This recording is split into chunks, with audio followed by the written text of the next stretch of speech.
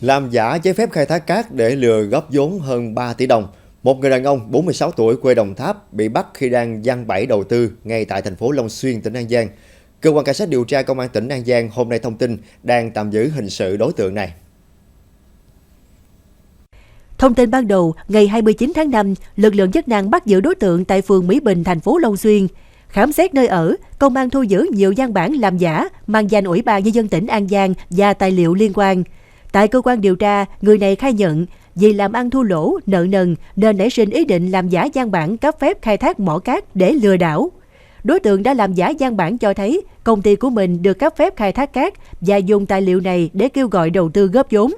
Hai người tin tưởng đã ký hợp đồng hợp tác với tổng số tiền 3 tỷ 200 triệu đồng. Tuy nhiên, thời điểm bị bắt, người này chưa kịp nhận tiền. Hiện vụ việc đang được Phòng Cảnh sát Hình sự Công an tỉnh An Giang tiếp tục điều tra làm rõ.